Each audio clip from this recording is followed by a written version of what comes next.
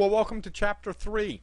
What we're going to do during this particular video is look at project management process groups, and we're also going to look at knowledge areas, and then we're going to map between those knowledge areas.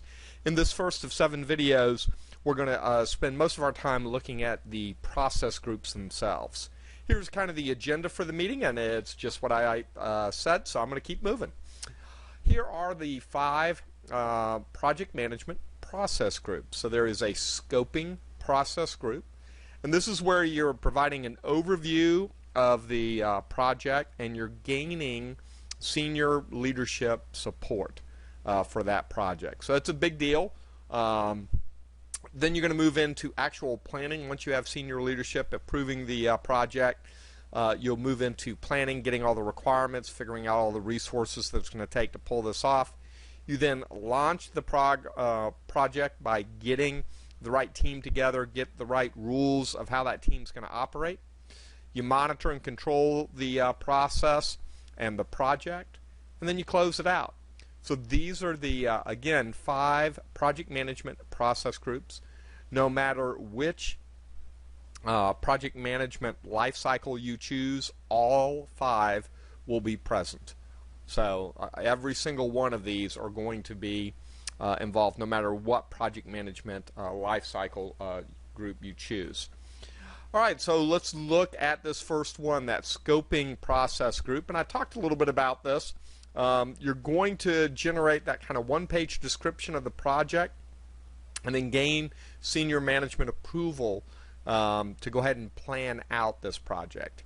Here are the 2 big questions that you're trying to answer in that one-pager, and what you're trying to do as you're going around talking with a client and trying to document what's going on. What business situation is being addressed, and what does the business need to do?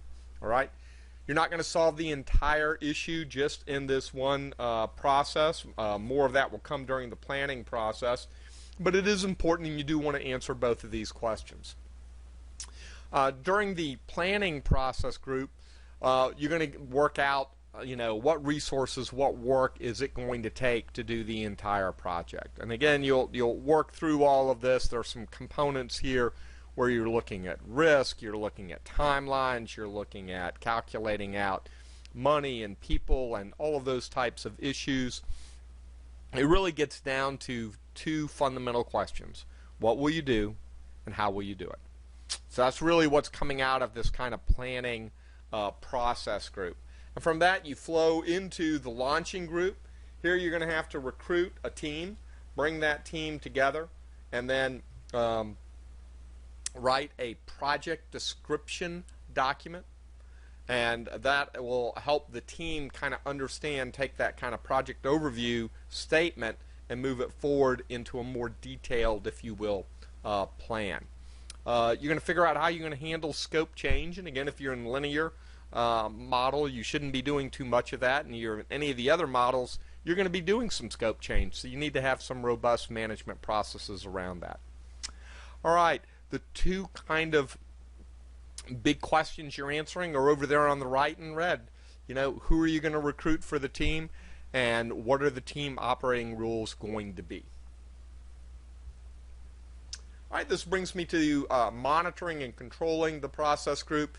Here you're going to get change requests in, you're going to have to resolve them, you're going to have to make sure the project is staying on budget, on time. You're going to have to handle any exceptions that arise either in the project management team where you lose unexpectedly a team member, or you get a task behind schedule, or the client attempts to change the requirements. And so again, all of these types of things you're going to have to discover and solve as part of the monitoring and control process group. From there, we bring to the closing process group. Here you want to make sure that you've obtained all of the client requirements and delivered all the deliverables that were planned for. So you also want to do a final project report, and you want to conduct a post-implementation audit so that you make sure any lessons learned influence subsequent projects that you may have. So this is the last of those kind of 5 program management process groups. Remember, all project management life cycles have all 5 groups within them. All right. The process groups by themselves are not a project management life cycle. Okay. They can be mapped to form complex project management life cycles. Only one of those project management life cycles, the linear one, which is in a traditional programming management approach, do the process groups occur only once.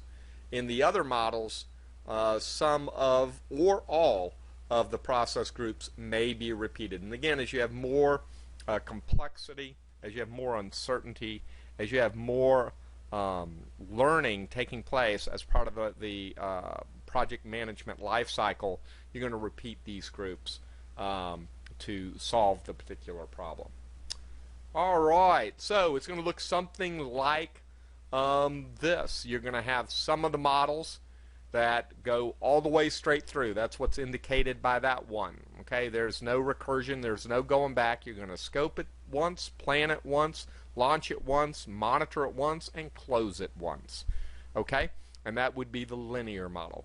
There'll be other models where you scope it once, then plan, launch, monitor multiple times, and then you'll close out that project. Okay, and then there'll be even a third set of project management life cycles where everything, scope, plan, launch, monitor, and close, are all in scope. They're going to occur. So these are the kind of three different frameworks, if you will, that will build out your project management life cycles. And it just depends on the individual model. And again, it goes back to those characteristics of risk and uncertainty and client involvement determines what's going to be the appropriate model for you. Well, how cool is that? We're at the end of the first of 7 videos looking at the process groups and looking at the knowledge areas. Given I've covered the process groups, it's time to move on to the knowledge areas, and that's what will be in the next video. So keep on studying, and I'll look forward to seeing you in the next video.